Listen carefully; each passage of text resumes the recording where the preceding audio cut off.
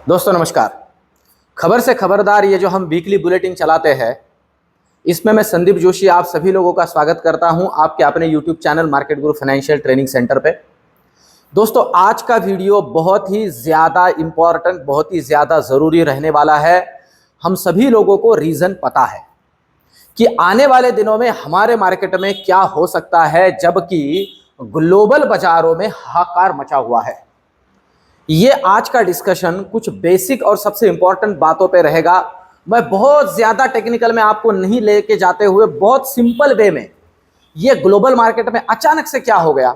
इतना बढ़िया माहौल था, रेट कट की बातें चल रही थी और सिर्फ जापान ने अपना रेट बढ़ा दिया, इंटरेस्ट रेट बढ़ा दिया और उतने से सारी चीज़ें बिगड़ गई और सारा का सारा खेल इधर उधर हो गया। तो बेसिकली ये हुआ क्या है और इसका एकदम सिंपल तरीके से मैं आपको रीजन समझाता हूं पहले, और हमारे मार्केट में हमने आने वाले वीक के अंदर क्या करना चाहिए, क्या ये मंदी हमारे यहां भी एक्सटेंड हो सकती है, इन सारी चीजों को एक एक करके समझते हैं। सबसे पहली बात तो ये समझते हैं कि बेसिकली ये हो क्या रहा है। यूएस मार्केट भी इतना तगड़ा क्यों पिटा है, जबकि हम सबको पता है, अगर हम देखते हैं अभी ग्लोबल मार्केट के हालात, तो आप देख सकते हो यूएस मार्केट की कल की अगर हम बात करते हैं तो डाउ तकरीबन 1.5% टूटा है, 2% के आसपास 500 है, नैस्डैक 2.5% टूटा है। दोस्तों नैस्डैक 2.5% टूटा है। और इसके अलावा अगर हम बात करते हैं निक्केई की, हमारे एशियन मार्केट में खास करके जापान की, तो मैं आपसे कहूं दोस्तों, ये वैसे तो कल 6% टूटा है, पर टोटल ओवरऑल 14 से 15% की गिरावट अकेले जापान के मार्केट में है due to interest rate hike. अब ये समझने वाली बात है दोस्तों कि ये बेसिकली हो क्या रहा है और क्यों हो रहा है। तो मैं सिंपल तरीके से समझाता हूं आपको, और इसमें हमारे मार्केट पे क्या इंपैक्ट हो सकता है, इस बात को भी हम बहुत अच्छे से समझने की कोशिश करते हैं। सबसे पहले तो ये चल क्या रहा है, इसके 2-3 रीजंस हैं, मैं आपको समझाऊं। सबसे पहला तो यूएस मार्केट क्यों गिर रहा है, इसे पहले अच्छे से समझ लीजिए। देखिए यूएस मार्केट में हुआ क्या, ये मैं इसके पहले भी समझा चुका हूं, अभी फिर से एक बार 2-3 मिनट में ये सारी चीजें आपको क्लियर कर देता हूं। देखिए यूएस ने, मैं आपको बताऊं, जब तक लॉकडाउन लगा था, मतलब जब तक लॉकडाउन, या जो कोरोना फैल रहा था और लॉकडाउन लग चुका था, तब तक तकरीबन यूएस मार्केट ने, उसके पहले ऑल एंड ऑल अगर हम 2008 से काउंट करते हैं तो 15 साल के लिए तकरीबन 15 ईयर्स, आपको पता है जो लोगों को पैसे बांटे हैं उनके बैंक्स ने लोगों को जो पैसे बांटे हैं वो बांटे हैं 0% रेट ऑफ इंटरेस्ट से। 0% रेट ऑफ इंटरेस्ट है। अब सिंपल सी बात है, अगर आप 0% से, आप हमारे यहां ही ले लीजिए, अगर बैंक कहे कि भैया 0% रेट ऑफ इंटरेस्ट से लोन लेके जाओ, तो आप खुद ही समझ लीजिए, भैया मैं खुद समझ लीजिए 1-1.5 करोड़ का तो लोन ले ही लूंगा। समझ रहे हो? ऐसे क्यों होगा? क्योंकि बैंक 0% से दे रहा है यार, कोई दिक्कत नहीं है, ऐसे पैसे बांटे गए। अब इसका रीजन क्या हुआ? इसका रीजन हुआ इन्फ्लेशन जो है उनका, हम सबको पता है, वो चला गया तकरीबन 8% तक। अब अच्छे से ध्यान दीजिए, कभी भी कोई भी चीज अगर एक्सेसिव हो जाए तो वो दिक्कत पैदा करती है। मैं बहुत सिंपल तरीके से समझा रहा हूं कि यूएस मार्केट की हालत अभी क्यों हो रही है इस लेवल पे, और यहां से आगे भी कोई दिक्कत हो सकती है क्या, कि क्यों हो सकती है। तो ये हो गए 8% तक। अब उनके पॉवेल साहब आए, उन्होंने कहा कि भैया ये तो बहुत दिक्कत हो गई, तो एक काम करो, उन्होंने बैंक्स को कहा, उनके बैंक्स को कहा कि भैया ये दिक्कत क्यों हुई है, क्योंकि मार्केट में एक्सेसिव लिक्विडिटी है, ज्यादा का पैसा हो गया, तो एक काम करो, सक करो, लिक्विडिटी को वापस ले लो, और उसके लिए क्या करो, इसके लिए इंटरेस्ट रेट जो है आप बढ़ा दो। अब बढ़ाना शुरू करो, इंटरेस्ट रेट हाइक करो, इंटरेस्ट रेट्स को ऊपर लेके जाओ, और ऊपर एक इस तरह के लेवल तक, इस लेवल तक लेके जाओ कि ये जो 8% है ये डाउन होके जब तक 2% नहीं आता हम रुकेंगे नहीं। पर आप बात समझ लीजिए, एक बात अच्छे से समझ लीजिए, कोई चीज अगर ज्यादा दे दी जाए और उसी तरीके से उसे वापस लिया जाए, तो भैया दोनों हालात, दोनों कंडीशंस दिक्कत वाली होती है नॉर्मल लाइफ में भी। समझ रहे हो? मतलब आप समझ लीजिए कि ज्यादा खाने वाला भी खाने की वजह से मरता है, और ना खाने वाला, ज्यादा उपवास करने वाला भी उपवास की वजह से मरता है। आप समझ रहे हो? तो दोनों केस में मरोगे। काम ठीक से तब बनेगा जब कोई भी चीज लेवल में हो, मध्यम हो, है ना? तो ये बात, अब यहां दिक्कत क्या हो रही है यूएस के अंदर? यहां यूएस के अंदर आप समझ लीजिए कि बैंक्स ने रेट ऑफ इंटरेस्ट बढ़ाने की वजह से उनका धंधा जो है वो मंदा हो गया है, उनका दिक्कत हो रहा है, बैंक्स जा रही है वहां पे नुकसान में। सिंपल है ना? इंटरेस्ट रेट बढ़ाया तो बैंक के लिए प्रॉफिट है, इंटरेस्ट रेट घटाएगा उनके लिए दिक्कत है। मतलब ओवरऑल अगर देखा जाए तो उनका बैंकिंग जो है इकोनॉमी में वो दिक्कत में है। इसके अलावा रेट ऑफ इंटरेस्ट बढ़ाने की वजह से जो बाकी लोग हैं जिन्होंने जेन्युइनली पैसे उठाए थे वो भी दिक्कत में, क्योंकि ज्यादा रेट ऑफ इंटरेस्ट बेयर करना पड़ रहा है। तो आज की डेट में हम ये जो उनकी जद्दोजहद देख रहे हैं कि ये 2% तक लेके आना ही है किसी भी हालत में, ये उनके लिए दिक्कत का काम कर रही है। अब जापान के मार्केट में रेट ऑफ इंटरेस्ट बढ़ाने से हुआ क्या भैया? एक सिंपल सी बात है, ग्लोबल मार्केट इंटरकनेक्टेड है। तो वहां पे जो इतनी एक्सेसिव और तगड़ी गिरावट आई, उस गिरावट की वजह से इनके यहां भी दिक्कत फिर से पैदा हो गई। अब वो दिक्कत क्या है? ऑलरेडी ये दिक्कत में है, मैं आपको कहूं ये ऑलरेडी दिक्कत में है, ऊपर से वहां इलेक्शन चल रहा है। इन सारी चीजों को देखा जाए तो अभी, और उनके जो अभी रिसेंटली मैन्युफैक्चरिंग इंडेक्स का डेटा आया, साथ ही साथ जो जॉबलेस का डेटा आया, वो डेटा भी कह रहा है कि भैया दिक्कत है। हाँ, दिक्कत तो रहेगी, इस तरह से होगा तो दिक्कत रहेगी। मैं सिंपल तरीके से आपको समझाने की कोशिश कर रहा हूं। तो अब वो दिक्कत उनके मार्केट में दिख रही है। अब मैं आपको एक बात यहां समझाने की कोशिश करता हूं, ये लोग जब इस तरह से कर रहे थे, समझ रहे हो, 0% से पैसे बांट रहे थे, मैं इसके पहले भी समझा चुका हूं, तब भी हमने ज्यादा से ज्यादा जो हम लोग, हमारे बैंक्स ने किया है, रेपो की अगर हम बात करते हैं, ज्यादा से ज्यादा 4% तक आए, उसके नीचे आए ही नहीं। भैया हमने पहले से ही इसे ठीक ठाक रखा है, इसका मतलब अब हम पे इंपैक्ट नहीं होगा? जरूर से जरूर इंपैक्ट होगा। मैं फिर से कहूं, क्योंकि देखिए हमारे मार्केट में अगर मैं आपको एक छोटा सा कैलकुलेशन दूं, आफ्टर इलेक्शन मतलब तकरीबन निफ्टी 22,000 के ऊपर, मैं आपको बताऊं जो भागी है तकरीबन 25,000 तक।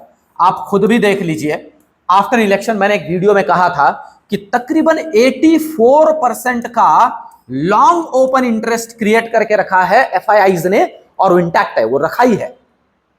मैं आपको बताऊं, जहां तक मेरे कैलकुलेशन से, आप मेरे वीडियोस भी देख लीजिए, ये 22,000 के ऊपर आफ्टर इलेक्शन 25,000 तक जो निफ्टी भागी है ना, हर एक इंडियन रिटेल इन्वेस्टर को लगा है कि भैया ये हो क्या रहा है, ये भाग कैसे रहे। हर कोई कंसीडर कर रहा था कि आफ्टर इलेक्शन हमारे मार्केट में हम एक प्रॉफिट बुकिंग देखेंगे। भैया ये जो लोग पैसा हमारे यहां डाले हैं ना, वापिस तो लेके जाएंगे कि यहीं रखेंगे? वापिस तो लेके जाएंगे। अब तो उनके घर में आग लगी पड़ी है। अब बात यह है कि भैया ये मंदी हम पे, अब इसमें और एक दिक्कत है, मैं आपको बताऊं, ये तो हुई यूएस की अभी रिसेंटली बात, जो हमारे ऊपर डायरेक्ट इंपैक्ट करती है। और एक बात है, और वो है इजराइल और ईरान का वॉर।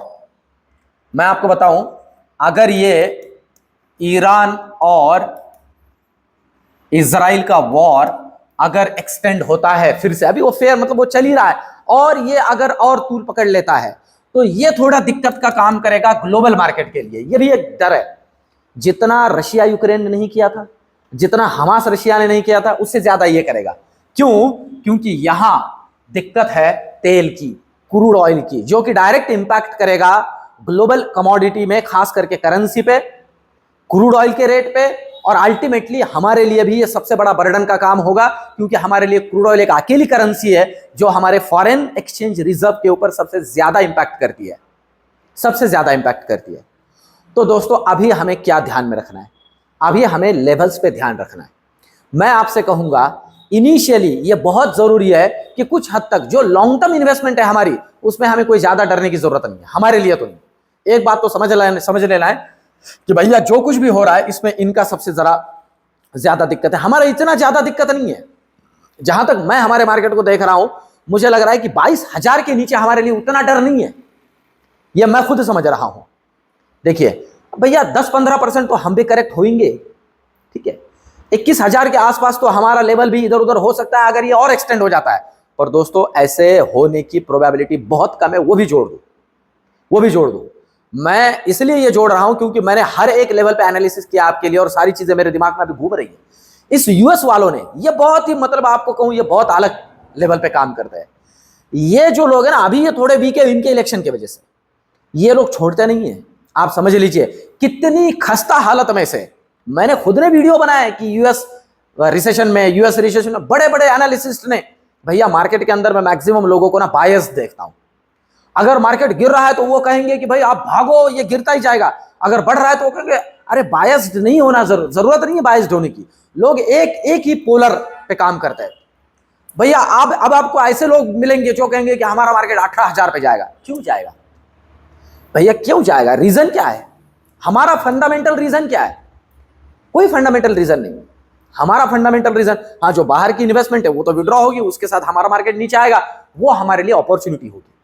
ये बात भी समझ लीजिए, वो हमारे लिए अपॉर्चुनिटी होगी। मैं आपको कहूं ओवरऑल अगर देखा जाए ना, तो ग्लोबल मार्केट, मैन्युफैक्चरिंग और सारी चीजों को ध्यान में रखते हुए C+1 हमारे लिए एक वरदान के तौर पे काम कर रहा है।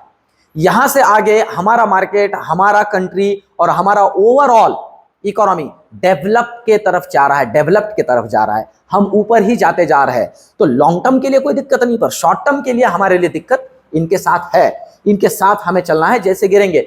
और मैं एक बात कहता हूं दोस्तों, नॉर्मली ये जो हमारा ऑप्शन ट्रेडर होता है ना, भैया हमें करना क्या है? बस मार्केट के साथ चलना है। लेवल टूटेगी, पुट में काम करेंगे, लेवल टूटेगी, कॉल में काम करेंगे। इक्विटी के लिए रिबैलेंसिंग किया जा सकता है।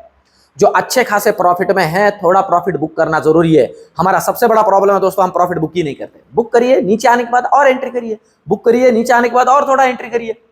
ये बहुत जरूरी है। पर एक बात इसमें मैं और एक जोड़ देता हूं, अगर कहीं आने वाले 8-15 दिनों में ये फेयर खत्म हुआ, यूएस मार्केट के अंदर इन्होंने सारी चीजें संभाल ली, और कहीं आने वाले क्रेडिट पॉलिसी के अंदर ही इनका अगर रेट कट हुआ, मैं आपको कहूं रेट कट हुआ, जो कि अभी इतना दबाव बन रहा है, अगर हुआ ऐसे समझ लीजिए, तो भैया हमारे मार्केट यहां से आगे और शूट अप करेंगे। हमें इस तरह से काम करना है कि हमारा कोई दिक्कत नहीं, इनके वजह से जितना दिक्कत होगा उसमें ही हमें पार्टिसिपेट करना है। इस बात को बहुत अच्छे से समझ लीजिए। हमारे लिए कोई मंदी नहीं है, इनके वजह से जो इंपैक्ट होगा वो हमारे लिए होगा, तो उसमें हम साथ साथ चलेंगे। लेवल्स पे हमें ध्यान रखना है। अब मैंने शुक्रवार के वीडियो में आपको जो लेवल्स दिए ना दोस्तों, उन्हीं लेवल्स को फॉलो करना है। लेवल टूटने पे एंट्री करेंगे, लेवल टूटने पे एंट्री करेंगे, एक एक लेवल में काम करेंगे। जैसे कल देखिए, एक लेवल टूटा पर हमारा मार्केट फिर से रुक गया। क्योंकि वही बात है, हमारे लिए बहुत बड़ी दिक्कत नहीं है। पर दोस्तों एक बात आप भी समझ लीजिए यार, अगर हम कंसीडर करते हैं हमारे मार्केट की बात, तो हम यहां बैठे हुए हैं यार, थोड़ा तो हेल्दी प्रॉफिट बुकिंग बनता है। हम यहां बैठे हुए हैं यार, हमारा भी और ग्लोबल इन्वेस्टर्स का भी, तो वो तो पैसा लेके जाएंगे क्योंकि हमारे यहां अच्छा मिल रहा है उनको। आप ये बात भी समझ लीजिए, और हमने होल्ड भी किया हुआ है। पर वो एक बात और एक करेंगे, ग्लोबल मार्केट में इस तरह की सिचुएशन देखते हैं ना बड़े इन्वेस्टर्स, तो जो ज्यादा स्ट्रांग है और जिसके और स्ट्रांग होने की प्रोबेबिलिटी है, वहां ज्यादा पैसा आता है। इस बात को भी अच्छे से ध्यान में रखिए दोस्तों, ये बहुत जरूरी है समझना कि मार्केट में काम कैसे करता है इकोनॉमी। तो ओवरऑल अगर हम देखते हैं तो हमें रेडी रहना है कि थोड़ा मुनाफा वसूली हमारे यहां हो, तो उसके लिए भी हम रेडी है। और सिर्फ लेवल टू लेवल इसीलिए काम करेंगे। हमारे लिए कितना धोखा है, उतना ज्यादा नहीं है। देखिए मैं एक बात तो सभी इक्विटी इन्वेस्टर्स के लिए, क्योंकि क्या होता है ना, हम इन लोगों के साथ नहीं, इनका कुछ नहीं है। ये मार्केट बढ़ रहा है तो बढ़ रहा है, गिर रहा है तो भैया अब 18,000 पे ही आ जाएगा, यही शुरू कर देते हैं।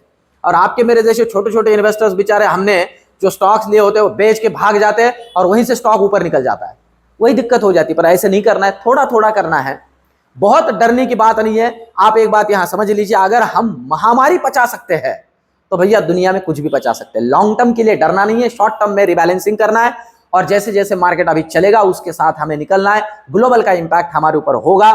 लेवल्स के लिए कल का मतलब फ्राइडे का वीडियो देख लीजिए। अभी हम कुछ लेवल्स नीचे के पायदान पे चले जा सकते हैं।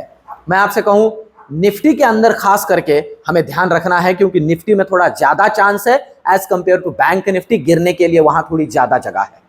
ठीक है, तो ओवरऑल ये एनालिसिस, ये रिसर्च आपको कैसे लगा कमेंट में मुझे जरूर बताइए दोस्तों, और वीडियो को लाइक जरूर कीजिए और कमेंट जरूर करें चैनल को सब्सक्राइब करें और जो ज्ञान यज्ञ शुरू होने जा रहा है कल से, उसमें भी जुड़ने की कोशिश करें। दोस्तों, समझोगे, सीखोगे तो ही टिकोगे। मिलते हैं कल के वीडियो में। धन्यवाद।